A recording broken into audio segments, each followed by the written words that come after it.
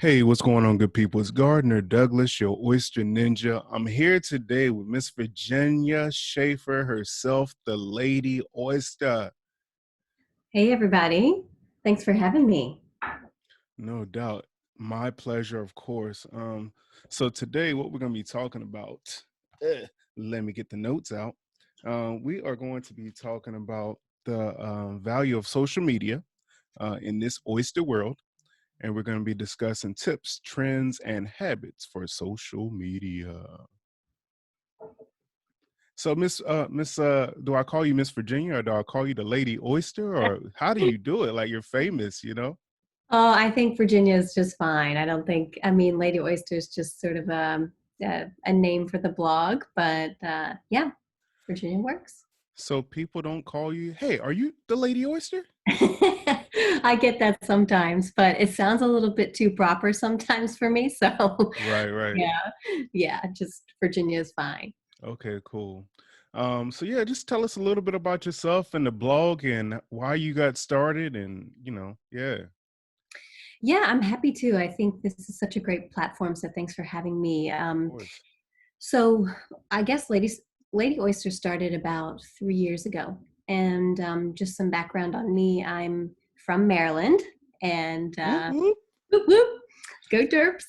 Um, and I grew up I was born on the Eastern Shore and I grew up around the DC area and then went to school in DC. And so all throughout my life as a child, I was just around seafood. And, my grandfather he had a commercial fisher license for a long time. And so those things were important to me as a child. But at the same time, we moved to the burbs. We were kind of removed from it. And then I went to school in the city, was in DC for a really long time. And then I moved up to Boston about 6 years ago. And I think what ties those two cities together is a lot of that seafood culture and access to the water. But I felt kind of removed from it, honestly, as a seafood lover. Um, I'm in a corporate job, and I wanted to find a hobby and something creative that I could do on the side. And so I was trying to think of something that really tied me to my roots and sort of something that I could really do well in Boston as well. Mhm. And I just stumbled upon, looking at food and looking at seafood in particular. And then I narrowed it down to oysters because I love them so much. And I realized that there's a lot of mystery around oysters, how they're grown, how they're farmed, how they get to restaurants, and ultimately their benefits. So for me, I was just a curious consumer that decided I would take this on as a hobby, and then it just kind of snowballed into something a little bit bigger. Right, right. And I can't get out now. So I think it was a great project, and I love continuing it. And really, it's just focused. The blog itself is focused on just celebrating what oysters do for the world, what they do for people, and how they connect people together. So everything is just sort of my musings, my discoveries, how I'm exploring that, how I'm meeting people.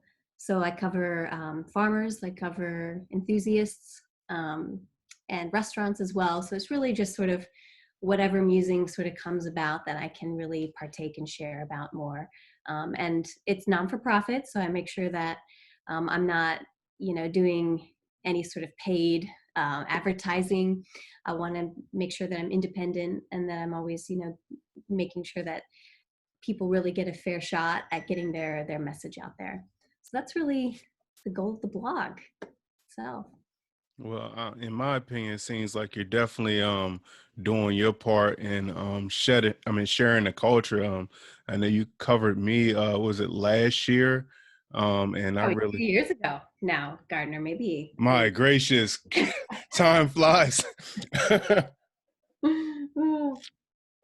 Yeah, but I appreciate what you're doing for the culture. And I've been wanting to get you on the podcast, but now it's just like it's so much easier with everybody used to using like Zoom or Skype, or it's everybody's doing something virtually now. So, I'm just glad we finally, put it on the calendar, and our schedules linked up also. So I know Yeah. you're a busy person. Well, I'm kind of camera shy, honestly. Will So you stop? Stop it. I am. I hide behind some photographs and sharing things about other people, but for myself, it's a little bit nerve-wracking. I can understand that. I can understand that. So like far as just writing the blogs, was that did that come natural to you? Well, I've always loved writing. Okay. I was a big journal kid when I was younger, and Mm-hmm. I work in the travel industry, so and I work in sales. So I've had a marketing and sales background. I've loved finding ways to get people excited about things, and so writing is just yeah, something I've always enjoyed, but haven't really quite had an opportunity to find something in my own sort of personal life to write about. So this was a perfect avenue for me. So what was the hardest thing about, I guess, first starting off, or like, I guess, what were some, what was on your checklist, like first starting off, like, all right, I got my, I got my subject. I'm going to be, doing seafood and oysters. I got that narrowed down. Or what, like, oh yeah, you did say you, once you narrowed it down. So like, what else was on your checklist as far as, setting up your blog? Yeah, it's funny that you asked that. I I started the blog, so get to travel all the time. I'm travel weekly on a normal life Mm-hmm. Right.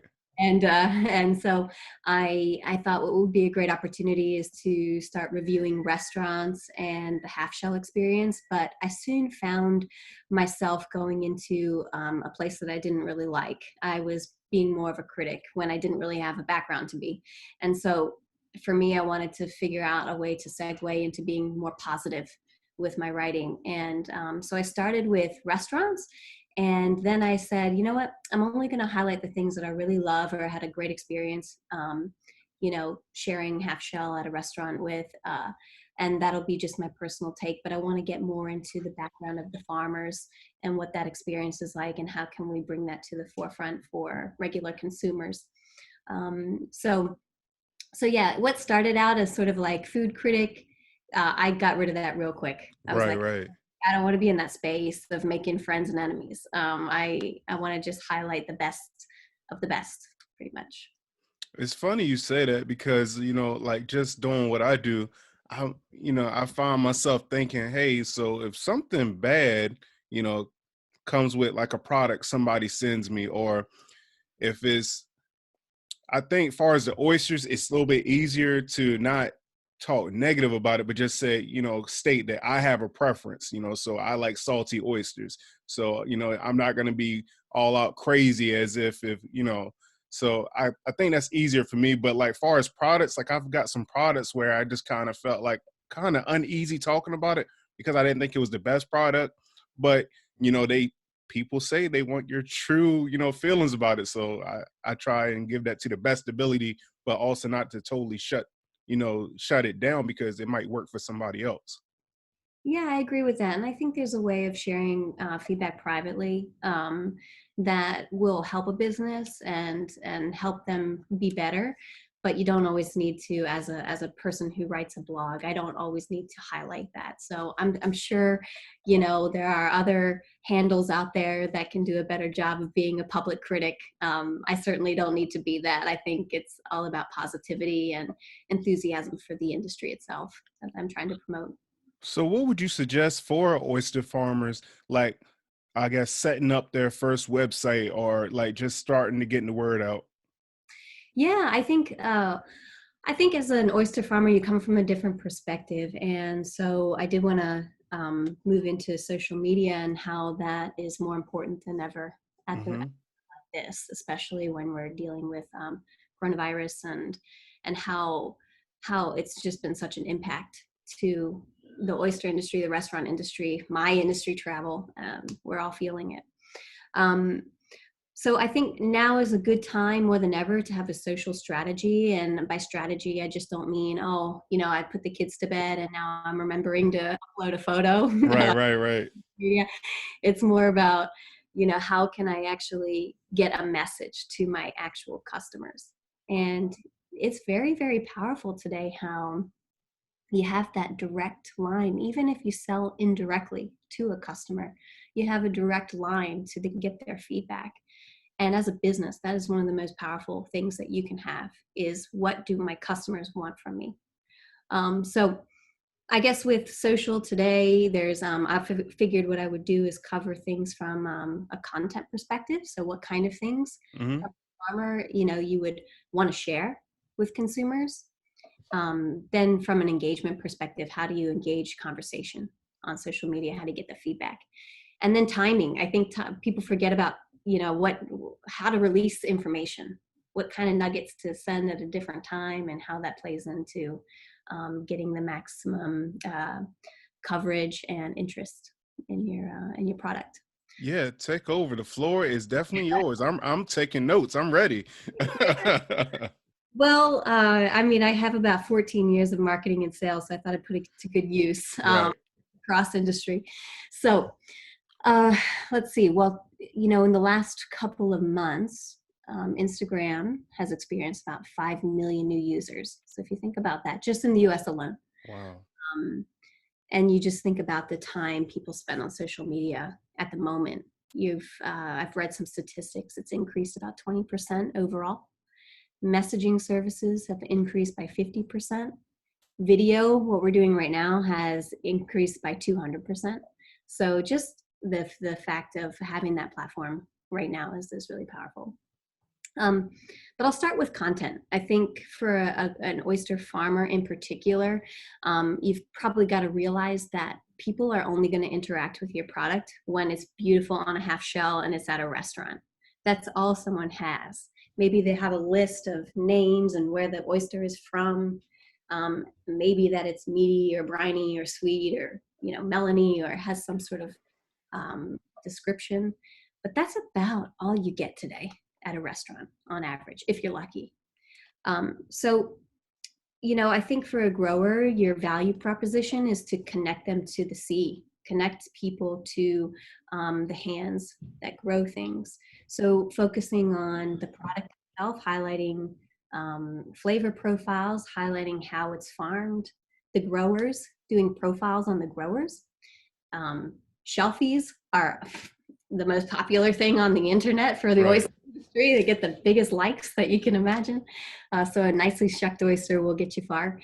And then just like the outdoor lifestyle, I think that a lot of people who can afford to go out for half shell are normally city dwellers, people who have the excess income to enjoy them.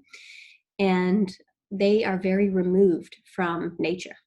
So give them something to dream about. Give them something to hold on to when they have your product. It connects them so much more with that experience. So I'd say in content, so think of that in terms of your picture strategy, your photographs. In terms of the verbiage, I've found that photographers who have the best following always tie a story into the photograph that they're sharing. So don't just post something. Mm-hmm. Give a story behind it. Give a little bit of context to the photo, and that will take you far. So it doesn't have to be long, just a small paragraph. This is what we're doing today on the farm. This is how our oysters are, tumbled. This is this and that. Think about a little context that comes with whatever you're posting, and that's really important. So that's what my advice would be on terms of the content side of things. Nice. Yeah. And the thing about that is I think that some farmers do a good job, but I would say some farmers kind of I guess maybe lose on that part because maybe they take it for granted, I guess, like the water that they see every day, or just the process. Like they have the first line right there that they could be sharing this with their followers, or gaining new followers. Yeah, you're so right. And I mean, now more than ever, when we're all cooped up in our homes, I'm sitting in a small condo in Boston. More than ever, I want to see there. I want to get out. I want to see a sunset. So if they have that privilege and luxury of seeing that every day, share it. People Yeah. will be inspired by that. Mm-hmm. Yep. So let's go. All right. So we covered the picture. We covered the text, the context. Do hashtags matter? Yes, they do. And that brings me into the engagement side of things. So thanks for that segue. So engagement is really important. It's not just about sharing, but it's about how you talk and interact with your own following. And hashtags do matter, and I'll say that it should be targeted to your industry. Um, think about, take a look at what other people are hashtagging within the oyster industry, and start sort of tying yourself into that story. A lot of people, there's a new feature within Instagram as I think maybe probably about 6 months ago, where you can actually follow the hashtag. So let's say I use Oyster Love a lot. I actually can, like an account, I can follow that hashtag. So in my feed, when I'm scrolling through, I'll see people that I don't follow, but who they've, hashtag Oyster Love on. So I can like those posts and I can interact with them. So I would suggest that growers or anybody in the industry start following the hashtags that you like to post about as well. Make sure that you're engaging with that content within the hashtag too. So you're liking posts that will draw traffic to your own account. That's a really great way to start growing a following, is by interacting with that. And then don't always use the same ones. I think a lot of people will fall into, maybe hashtagging the same 2 or 3 or 4 hashtags. That's great, but mix it up sometimes, because you want to create sort of a following of people who are interested in different things. So I would recommend that. Just to note, Instagram and Facebook, too many hashtags actually hurts you. The algorithm, sort of penalizes you for that. So think about that when you don't go overboard, is the message there. But in general, with engagement, I think the other things I did want to mention was, there's a book that I read recently called Running Lean. It's by Ash Maurya. Hopefully I'm saying that right. That's Running Lean? Yeah, it's Running Lean. It's actually a startup book that Okay. teaches you about how important the feedback of your customer is in, basically how you sell your product. But the ways that you can engage on social media are asking questions in your posts, getting people to tell you what kind of pairings do you like with our oysters, what restaurants do you like to go to find our oysters. If you can highlight those restaurants, awesome. I mean, you want your product to be put in the best light. So if your customers like something and they're enjoying an experience, make sure that you share that. Stories. I found that the oyster industry is probably one of the biggest story readers, at least my perspective, and the blog. And there's ways within stories that you can ask questions, you can do polls, you can do quizzes. So get people engaged that way as well. It's a really great way to get some feedback, really quick and honest feedback from people. Do you use the, I think it's the highlight feature? Do you use that? I do. I think there's been a few times where I've done like a sort of a well-developed story about featuring artists or, travel experiences that I've had. And there have been people who've reached out saying, "Oh my God, I just missed the story. Can you put it on your highlights?" And I think that's a great way to hold really quality content in that bubble. Don't save every highlight. I mean, you don't have to do that. A story serves its purpose to engage people. But if it's really good content and you want that to be shared with people on a constant basis, then yeah, absolutely. Now, let's go back to the content just for a few seconds. As far as like, how do you determine good content and bad content, or just like a good picture and a bad picture? Like, do you have tips for, like, as far as taking a good picture for Instagram or social media? Yeah, I think we all have different capabilities when it comes to the quality of our photographs. I would say you have to be a professional photographer today to do a good quality photo. But I would just think about the composition, think about what you're trying to say with that photograph. Don't just post it to post. So it doesn't have to be, a professional photographer. You can take it with your iPhone. I would say don't go overboard on the filters. Nobody needs like a highly res, Right, filter right. contrasted photograph. Um, but just think about more about what you want to say with the photo than necessarily, um, the level of quality. I think it matters, but um, what I've also seen is people reserve their stories for maybe their less quality photographs or something that they just want to comment on for the day, and they're better photographs for the actual wall of their Instagram. That makes sense. Mm-hmm. Also, you talked a little bit about timing. What goes into that as far as like finding the best time, I guess? Yeah, it's really interesting to look at your own statistics on what timing works the best for your own following. I found in the Oyster world, or at least for my blog, that midweek seems to be the best timing to release photos. And that's like midday on a Tuesday or Wednesday, or early afternoon, where I get the biggest sort of visibility of whatever I'm posting. The weekends are a lot less. I think people are busy with family and things going on. So, um, but I would say that maybe everybody's a little bit different on that, and make sure if you're a business to have a business account within Facebook and within Instagram in particular, because that will actually give you your own insights on when people are most engaged with your content. And so mine might be a little bit different from everybody else's, but I would say Tuesdays and Wednesdays are pretty strong days for content. Cool. And any tips for like a sponsored ad? Like you wanna, if you got this banging post that had a lot of engagement and you just want to try and reach more people, any tips on that?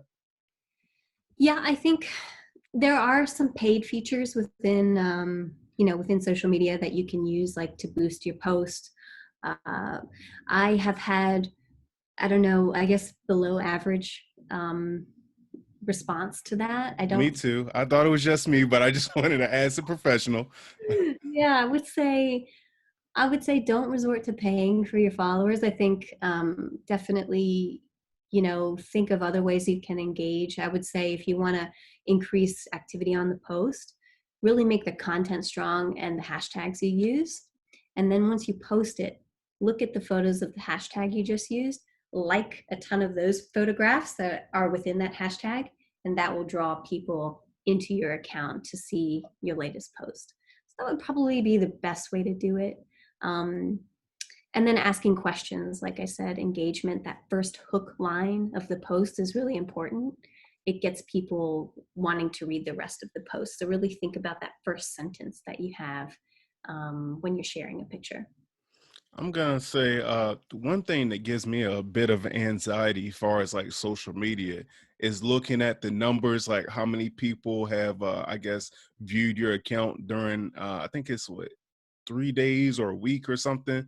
That Hmm. gives me a little anxiety. If I see a big drop, I'm like, okay, so what did I do wrong? You know?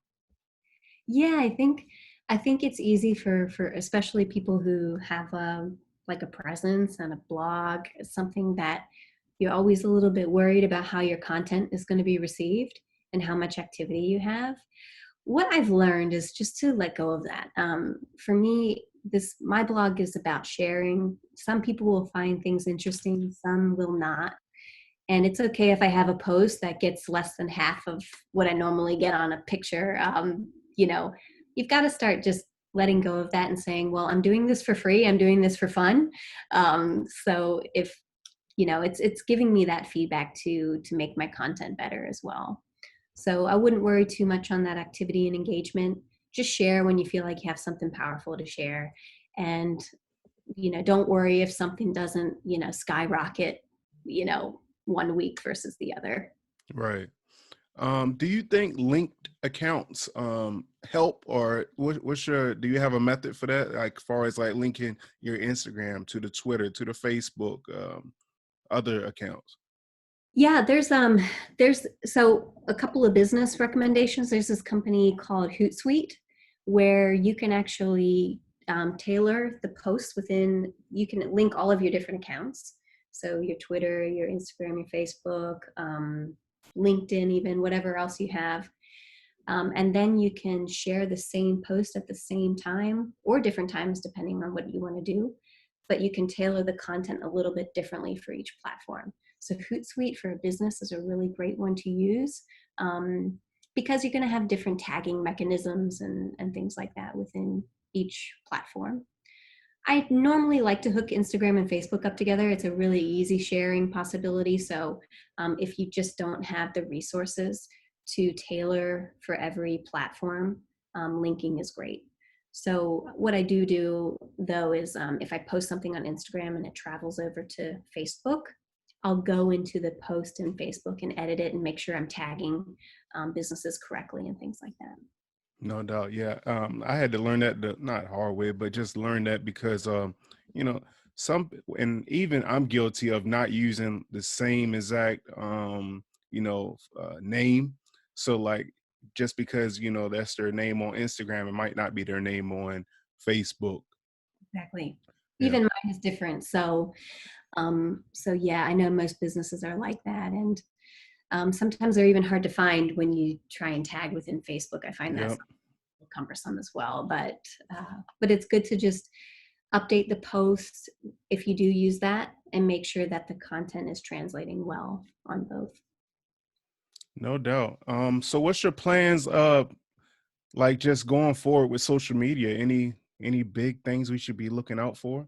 Uh, well, it's funny. I mean, travel is a big part of my life. It's sort of my first love. Maybe oysters are second, husband third.